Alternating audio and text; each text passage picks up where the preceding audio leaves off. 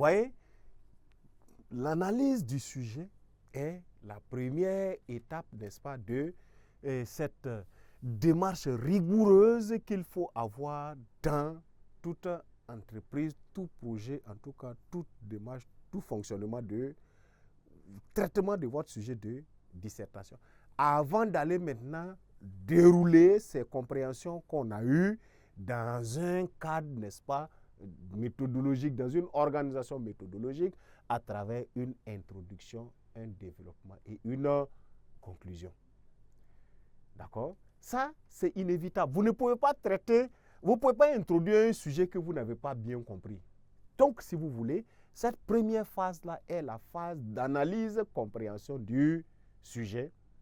Et à l'issue de l'analyse, compréhension du sujet, la compréhension ne mentira pas. Elle vous dira justement ce que vous aurez posé comme compréhension ou en tout cas eu comme compréhension du sujet afin que, n'est-ce pas, le déroulement en les différentes étapes, n'est-ce pas, de l'exercice puisse être plausible, objectif, etc.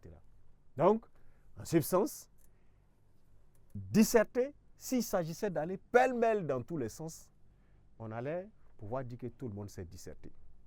Donc, disserter, d'accord, serait dépourvu de toutes ses valeurs, d'accord. Si tout le monde, si on pouvait dans tous les sens aller dans un cadre de réflexion qu'on va appeler, voilà, prétexté étant, sinon être une dissertation. Pas du tout.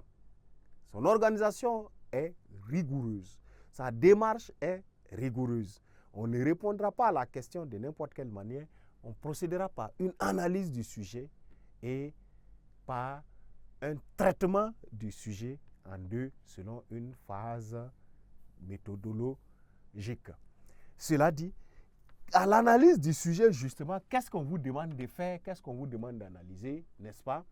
Vous allez, d'accord, à cette étape-là, dire, en fait, c'est un diagnostic du sujet. Diagnostiquer le sujet, vous le dépouillez, vous le désaxez, vous, n'est-ce pas, vous l'épluchez dans toutes ces formulations possibles à l'effet d'atteindre un but, n'est-ce pas?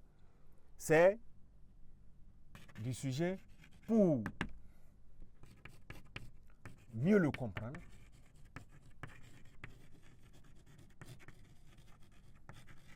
n'est-ce pas? Tout ce traitement, toute cette analyse, etc. sur le sujet, c'est dans l'optique de mieux le comprendre. Mieux le comprendre, mais en plus, éviter les hors-sujets. Éviter les hors-sujets. Voilà. De toutes les façons, ce que vous ferez, le correcteur va vous lire, d'accord, apprécier ce que vous avez fait. Mais si vous n'êtes plus dans le sujet, c'est parce que vous avez fait, n'est-ce pas, des analyses trop hâtives. D'accord? Évitez aussi les réflexions trop hâtives. Trop hâtives. Voilà.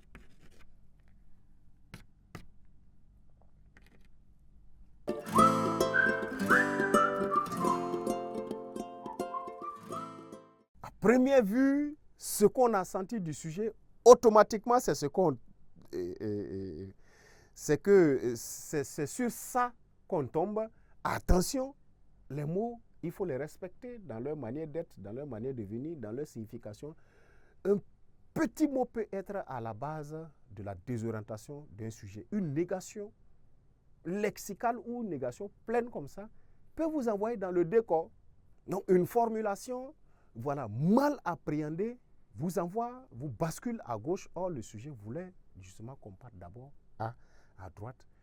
Cela se soigne, cela se prévient dans l'analyse du sujet qu'on appelle aussi encore l'étude parcellaire. Il faut désaxer, n'est-ce pas, le sujet en vue, n'est-ce pas, de bien le comprendre.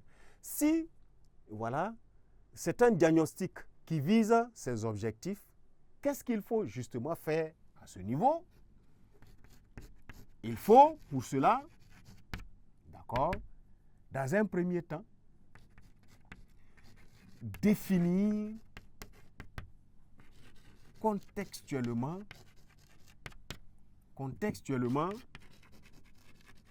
n'est-ce pas, les mots clés du sujet. Voilà. Une définition contextuelle des mots clés du sujet vous fait, d'accord, éviter parfois les appréciations erronées dans leur premier sens, n'est-ce pas, des mots.